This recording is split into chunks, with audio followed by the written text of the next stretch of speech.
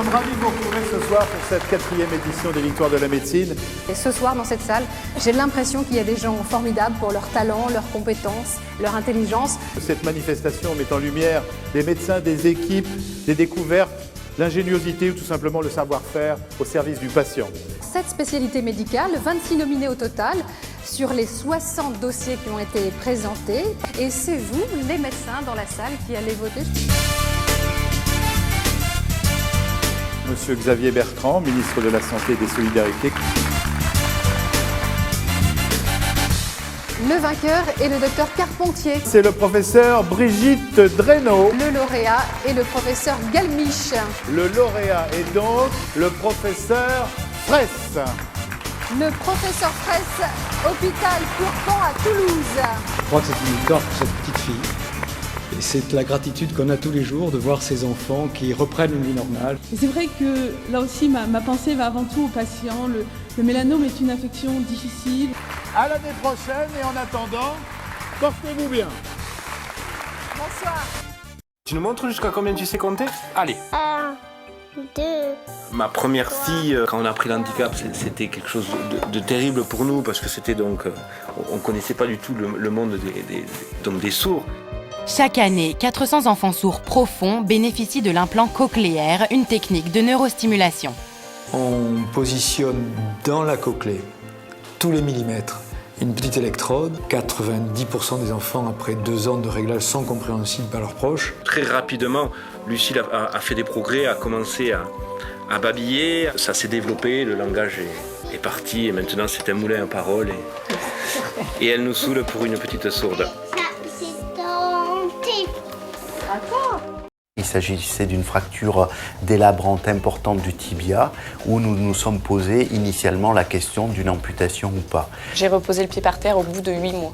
Aujourd'hui, Ludivine marche en canne grâce au péroné de son autre jambe. La technique du péroné vascularisé pontage qui a permis cet exploit a été mise au point à Lille par le docteur Christophe Chantelot. L'avantage du péroné vascularisé, c'est que ça donne un os qui est de qualité mécanique acceptable, il consolide plus vite et en plus on peut faire un apport local d'antibiotiques. Si on avait fait un système de greffe conventionnelle, je pense qu'elle n'aurait pas marché avant 2 ou 3 ans.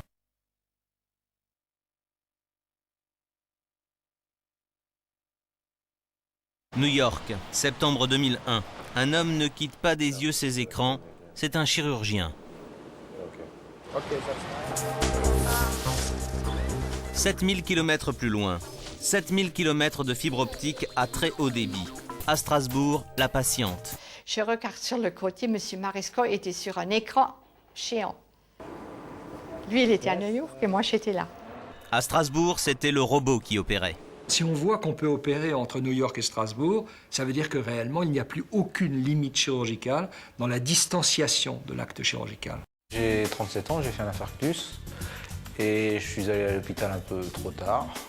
Du fait de la gravité de sa pathologie, Xavier a été traité par une nouvelle technique de thérapie cellulaire. Le bénéfice pour le patient, c'est d'éviter l'évolution vers l'insuffisance cardiaque et donc une bonne qualité de vie et un meilleur pronostic à moyen et long terme. Si ça marche vraiment, ce protocole, ça supprime pas mal les médicaments, quoi. Et comme ce sont nos propres cellules, il n'y a pas de danger. Joshua, c'est un petit garçon qui l'an dernier avait l'âge de 6 ans et a présenté un ostéosarcome du fémur distal gauche. On a décidé d'utiliser cette prothèse à expansion automatique et 1 an après, donc actuellement, vont commencer les séances d'allongement par rayonnement électromagnétique externe. Cette prothèse a la capacité de pouvoir être allongée simplement grâce à une antenne externe qui va induire un courant ou un rayonnement électromagnétique. Actuellement, avec ce projet, nos espoirs sont d'avoir 6 cm, voire peut-être plus dans le futur, sans réintervention chirurgicale. Michael avait une dystonie extrêmement grave. Il était grabataire, dénutri, et il a extrêmement bien répondu et rapidement répondu à la stimulation, puisqu'il a maintenant une existence tout à fait normale. 2 électrodes implantées dans le cerveau sont reliées à un stimulateur électrique placé dans l'abdomen. Il stimule en permanence les zones hyperactives du cerveau. Les électrodes sont directement implantées sous contrôle radioscopique. C'est simple, Et ça marche. Alors qu'il est, je suis dépendant de la machine que vous voyez derrière. Et ce stimulateur, ça va se résumer à un petit boîtier téléphone portable. En fait, on pose sur la peau du patient des antennes qui sont reliées au boîtier de stimulation lui-même, donc qui est extérieur. Et c'est ça qui va envoyer l'énergie et les informations de réglage au nerf par l'intermédiaire du récepteur. Et donc, vous vous êtes affranchi d'un certain nombre de contraintes, mais dont la contrainte du lien vital physique avec une machine extérieure. Pour faire passer un message, il faut choquer. L'obésité tue. Aujourd'hui, 55 000 personnes en France par an. Il faut pouvoir leur dire qu'il y a des solutions qui peuvent leur être proposées. C'est pour aider à cette prise de conscience que Marie-Louise a accepté de poser pour la campagne du collectif national des associations d'obèses. Moi, j'ai 25 ans, je fais de l'hypertension artérielle, j'ai plus de genoux. À 25 ans. On a voulu montrer ce que les gens refusent et rejettent systématiquement, c'est-à-dire la femme ne veut pas devenir ou ne veut pas être ou ne veut pas ressembler à la femme qui était sur l'affiche. Or, cette femme sur l'affiche, c'est de plus en plus la personne qui va se trouver à côté de vous à un moment donné ou à un autre.